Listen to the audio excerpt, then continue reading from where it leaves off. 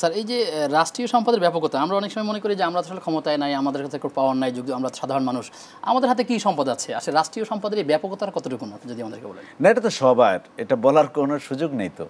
যারা রাষ্ট্র ক্ষমতায় থাকবে বা যে দল থাকবে সম্পদটা তো তার না, রাষ্ট্রটা সবার।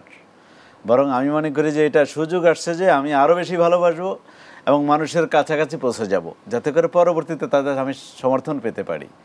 এই জন্য একটা ভালোবাসার জন্য আমরা তো বাংলাদেশে দেখবেন মানে দেশাত্মবোধে গানের কোনো অভাব নাই, কিন্তু বাস্তবে দুঃখজনক হলো সত্য যে আমরা আসলে দেশকে কতটুকু ভালোবাসি।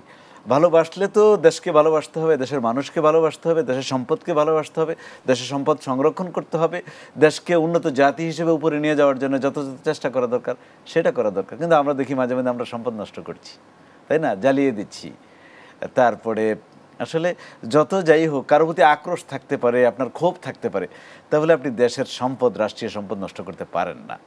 এবং এটা করলে আমি নিশ্চিত, আমি আপনাকে মাসালা দিয়ে গেলাম আজকে, আল্লাহর কাছে কিন্তু ধরা খেয়ে যেতে হবে।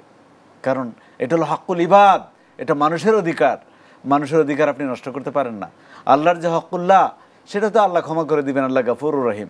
কিন্তু আপনি অন্য মানুষের যে অধিকার নষ্ট করেছেন, তার যে সম্পদ নষ্ট করেছেন, সেটা সেই ব্যক্তি ক্ষমা না করা পর্যন্ত আল্লাহ তাআলাও ক্ষমা করবেন না। এই জন্য আমাদের সিরিয়াস হওয়া দরকার, স্যার এক্ষেত্রে একটি বিষয় আপনার থেকে জানি যে অনেক মানুষ মনে করেন যে রাষ্ট্রের একটি সম্পদ আমার কাছে স্মৃতিচারণ হিসাবে আমার বাসায় থাকবে, সেটি একটা গাছ হতে পারে, একটি গ্লাস হতে পারে, একটি যে কোনো জিনিস, সেটাই আমার রাষ্ট্রের একটা জিনিস, আমার কাছে স্মৃতিচারণ হিসাবে ধরে রাখবো। এটা আসলে সেটার ইসলামে কতটুকু সমর্থন?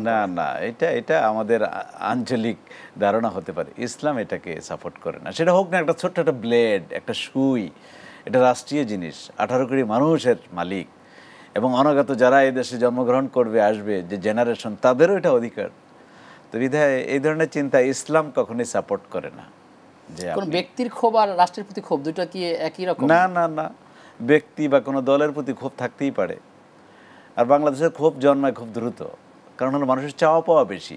ছোট্ট ভূখণ্ড, মানুষ 18 কোটি বা তার চেয়েও বেশি, বিধায় আপনি ক্ষোভ থাকলে কোনো ব্যক্তির প্রতি থাকতে পারে। রাষ্ট্রীয় সম্পদ নষ্ট করবেন কেন? এটা কোনোভাবেই বৈধ না। আমার মনে হয় কোনো আলেম এটা বলতে পারবে না যে এটাকে জায়েজ বলা যায়। তো বিধায় আমাদেরকে এই ব্যাপারে সচেতন হওয়া উচিত আমি মনে করি। এবং আমি মনে করি আপনার এটার মাধ্যমে আপনার দিনদারি ফুটে উঠবে। আমাদের দেশে হয়েছে কি, ধর্মটাকে আর জীবনের সব বিষয়গুলিকে আলাদা করে দেওয়া হয়েছে।